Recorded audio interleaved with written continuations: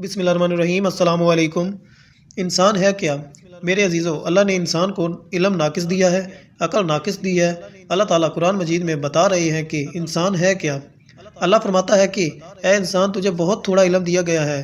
اب دیا گیا لفظ بتاتا ہے کہ دینے والا کوئی اور ہے، اور انسان اپنی محنت سے جو سمجھتا ہے کہ میں نے لیا ہے یہ ٹھیک نہیں ہے، یہ تھوڑا علم اسے دیا گیا ہے۔ اب یہ بات عزیزو طے شدہ ہے کہ تھوڑے علم والا کبھی بھی صحیح فیصلہ نہیں کر سکتا، پھر اس کے ساتھ کچھ اور خامیاں شامل ہو جائیں تو اللہ تعالیٰ فرماتے ہیں کہ یہ انسان غصے والا بہت ہے۔ عزیزو، جب یہ غصے میں آتا ہے تو نہ ماں کی تمیز کرتا ہے، نہ باپ کی حیا کرتا ہے، نہ بھائیوں کا پاس کرتا ہے، نہ چھوٹے بڑے کو دیکھتا ہے۔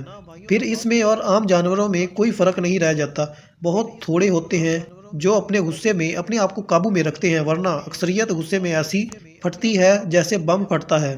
اللہ رب العزت نے سچ کہا کہ یہ بس جھگڑے ہی کرتا رہتا ہے۔ پھر اللہ نے انسان کی ایک اور کمی بتائی کہ یہ جلد باز بھی بڑا ہے۔ تھوڑی سی بھی اللہ کی حکمت سے کسی کام میں دیر ہو جائے تو یہ شور برپا کر دیتا ہے۔ اللہ نے کہا کہ یہ بخیل بھی بڑا ہے، اگر اللہ دروازہ کھول دے تو پھر یہ سمیٹنا شروع کر دیتا ہے، پھر یہ جمع کرنے پر خوش ہوتا ہے۔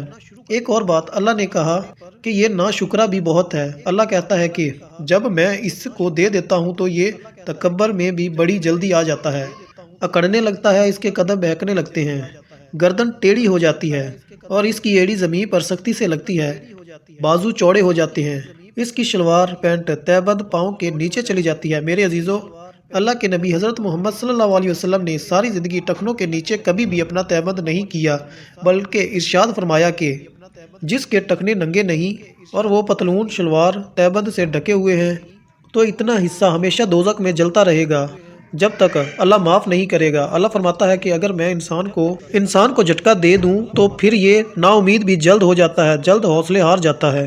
میرے عزیزو، قرآن میں انسان کی تصویر واضح کرنے کی کوشش کی ہے۔ اب یہاں غور کریں، جس انسان کا یہ مزاج ہو اور ساتھ علم تھوڑا ہو، آپ خود انصاف فرمائیں کہ اگر وہ اپنی عقل پر چلے گا تو وہ کامیاب کیسے ہوگا، اب یہ منزل تک کیسے پہنچے گا؟ کیونکہ جو کچھ ہمیں حاصل ہوتا ہے علم، وہ آنکھوں سے حاصل ہوتا ہے۔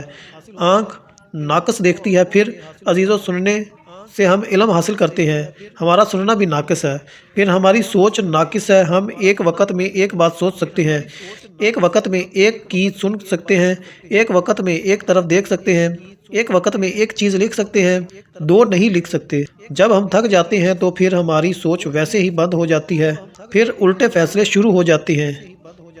پھر اس کے ساتھ ایک اور مصیبت یہ ہے کہ بیماری آ جائے تو آدمی کی عقل معاف، غصہ آ جاتا ہے تو عقل معاف، خوشی زیادہ ہو تو عقل معاف، غم زیادہ ہو تو عقل معاف۔ تو یہ کیفیات ہیں جو ہمارے اوپر عزیزو گر رہی ہیں۔ میرے عزیزو، ان ساری باتوں کو تسلیم کروا کر اللہ رب العزت ہم سے ایک مطالبہ رکھتا ہے کہ اے میرے بندے، تو اپنی عقل کے مطابق چلنے کے قابل نہیں تو وہ جو میں چاہتا ہوں، تو میرے چاہت کے تابع ہو جا، میرے فیصلوں کے تابع ہو جا، میری بتائی ہوئی ترتیب زندگی کے تابع ہو جا، پھر ساری تیری منزلیں آسان ہو جائیں گی۔ اللہ رب العزت ہم سب کو حقیقت سمجھنے اور اس پر عمل کرنے کی توفیق عطا فرمائے۔ آمین یا رب العالمین۔